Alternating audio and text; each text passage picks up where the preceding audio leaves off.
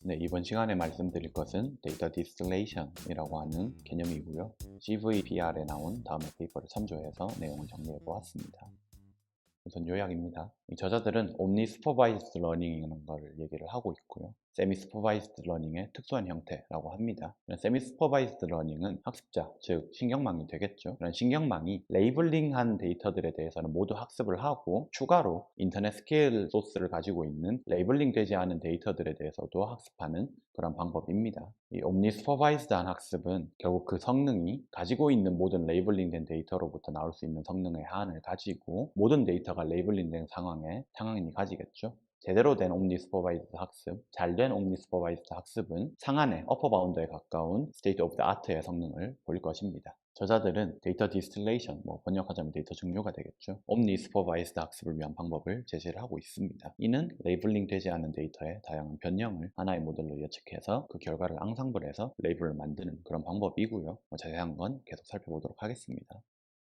데이터 디스틸레이션은 데이터로부터의 지식 증류예요. 제가 이전 시간에 유튜브를 통해서 지식 증류라는 걸 소개해 드린 적이 있는데 이러한 모델에 대한 지식 증류로부터 아이디어를 얻어서 데이터로부터의 지식 증류를 한번 해보자 라고 했습니다.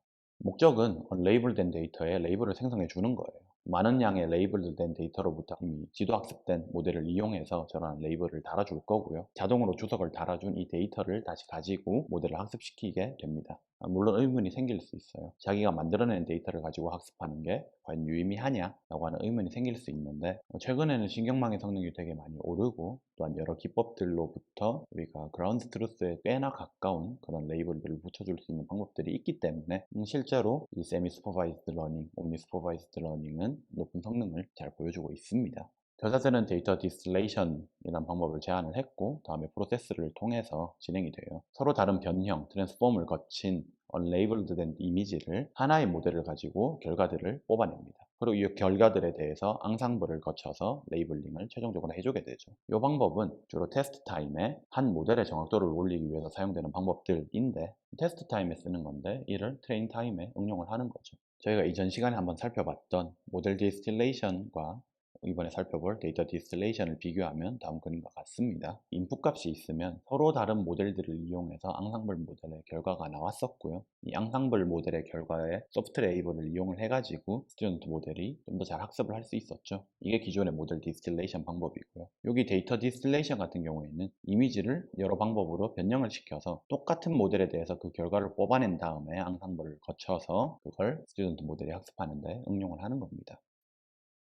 조금 더 자세하게 들어가 볼게요. 프로세스를 다시 한번 살펴보자면 모델을 수동으로 레이블링한 데이터에 대해서 먼저 학습을 하고요. 수동으로 레이블링한 데이터라는 건 인풋 값과 아웃풋 값이 있는 데이터, 가용한 데이터를 의미하고요. 이렇게 학습된 모델을 여러 변형이 가해진, 여러 트랜스포메이션이 가해진 레이블링 되지 않은 데이터에 적용을 합니다. 레이블된 데이터에 적용을 하고 그렇게 결과들이 나오겠죠. 여러 결과들을 앙상블을 이용해서 최종 결과를 만들어냅니다. 그 최종 결과가 레이블이 되고요. 마지막으로 기존에 있던 수동 레이블된 데이터와 이번에 새로 만든 자동 레이블된 데이터를 합집합으로 유니언한 다음에 이 합집합을 가지고 모델을 다시 학습을 시키게 됩니다. 이걸 몇 번 반복할 수도 있고요. 우리 서로 다른 트랜스포메이션을 가해진 결과들에 대해서 이를 통합해서 구하게 되면은 하나만 사용할 때보다 당연히 더 좋은 성능을 낼 가능성이 높겠죠. 얘를 이용해서 디스틸레이션을 할 수가 있고요. 이런 통합된 예측이 새로운 논리지를 생성하고 이 정보를 레이블 생성하는 데 활용을 하고 스스로 학습하는 데 쓰는 게 바로 저자들이 제안하는 방법입니다.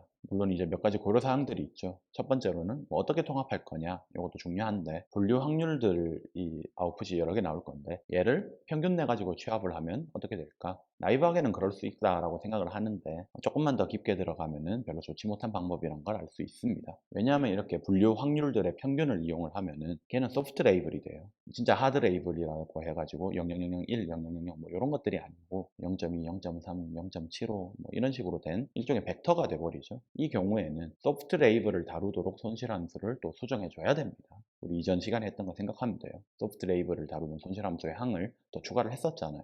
이것도 문제인데 또 하나의 문제는 출력 공간이 예를 들어서 도메인이 오브젝트 디텍션이나 휴먼 포즈에 추정 이런 것들이라면 이미지상에서 오브젝트 얘 뭐다, 휴먼 포즈 뭐 어떻게 되어 있다 이렇게 나오는데 평균을 해버리면 이상하게 될 수 있어요. 오브젝트 디텍션의 모양이 찌그러진다던가 휴먼 포즈가 있을 수 없는 팔이 3개가 된다던가 이럴 수 있잖아요. 평균을 통한 결과가 자연스럽지 못하다는 문제가 나옵니다. 결국 쟤네들을 단순한 나이브한 평균은 안 되고 하드 레이블을 생성하도록 하고 문제에 따른 그러한 제약을 준수할 수 있도록 통합을 해주는 추가 가공이 또 필요하게 됩니다. 또한 이 데이터 디스틸레이션의 장점은 우리 이전에 했던 모델 디스틸레이션은 학습을 여러 번 해요. 근데 데이터 디스틸레이션은 모델을 이용한 인퍼런스거든요. 인퍼런스기 때문에 좀 더 효율적이다라고 할 수가 있겠죠. 우리 이렇게 새롭게 생성된 레이블링 되지 않은 데이터에 대한 지식, 하드 레이블로부터 학생 모델이 학습을 할 수 있습니다. 물론 이 학습하는 이 학생 모델은 데이터 디스틸레이션을 할 때 썼던 모델과 모양이 같을 수도 있고 다를 수도 있어요. 상관없습니다. 최종적으로 학생 모델이 학습하는 거는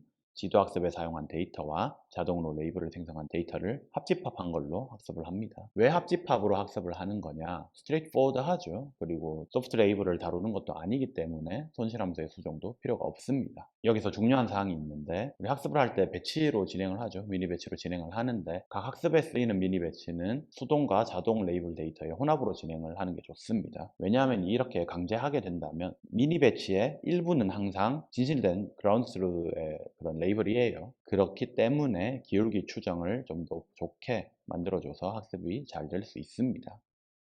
실제로 저자들은 몇 가지에 대해서 실험을 했는데 그 중에 저는 키포인트 검출이라고 해서 코코 데이터셋을 이용한 실험을 한번 결과를 공유 드리도록 하겠습니다. 모델로는 MESC LCNN을 사용을 했는데 얘는 레즈넥과 레즈넥스트라고 하는 모델과 피처 피라미드 네트워크 FPN을 베이스로 한 그런 모델을 사용했고요. 구체적인 거는 굳이 설명드리지 않겠습니다. 또한 티처와 스튜던트 모델을 전부 똑같은 구조로 사용을 했습니다. 데이터 변형으로는 스케일링과 호리전털 클리핑을 사용을 했고요. 이는 예측 결과를 통합 가능한 형태로 만들기 위한 변형들에 해당을 합니다. 예를 들어 수직으로 뒤집는다던가 스케일링도 그냥 확대 축소가 아니라 찌그러지게 한다던가 이래버리면은 예측 결과를 통합하기가 되게 불가능하거나 힘들거든요. 그래서 스케일링과 수평 뒤집기를 이용해서 예측 결과에 대한 통합이 가능하도록 만들었고요. 재학습을 할 때는 원본과 생성의 비율을 6대4로 섞어서 미니 배치를 만들었습니다. 이걸로 학습을 했고요. 그 결과 레이블링 된 데이터, 레이블링 되지 않은 데이터를 사용한 로우들마다 전부 다 학습 결과인데 AP 같은 경우에는 그냥 평균 예측이라고 해서 높으면 높을수록 좋다라고 생각을 해주시면 돼요.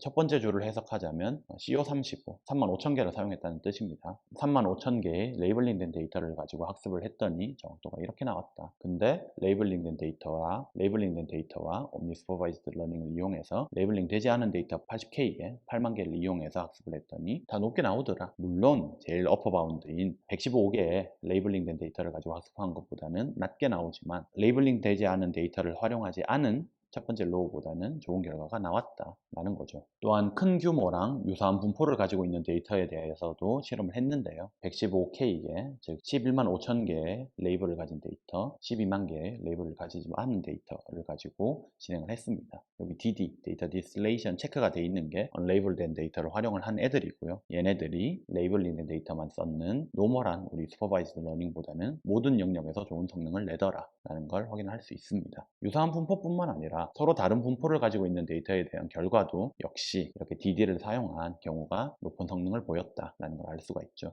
큰 규모랑 다른 분포를 가지고 있는 데이터에 대한 결과를 몇 가지 시각화를 한 건데 위에 있는 로우가 지도학습만을 사용한 경우고요. 아랫줄이 옴니 슈퍼바이즈드 러닝을 쓴 건데 이런 식으로 휴먼의 포즈에 대한 그런 검출을 했어야 됐는데 잘못 판단을 하고 있는 걸 알 수 있죠. 근데 얘는 데이터 디스틸레이션을 써가지고 그런 것들 문제도 없었다. 잘못 포즈를 잡고 있는 것들이 있는데 완화가 되더라 라는 걸 알 수가 있습니다.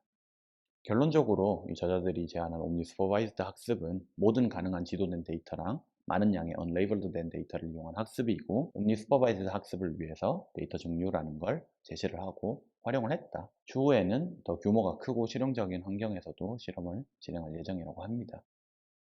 네, 이상으로 데이터 디스틸레이션에 대한 소개는 마치도록 하고요.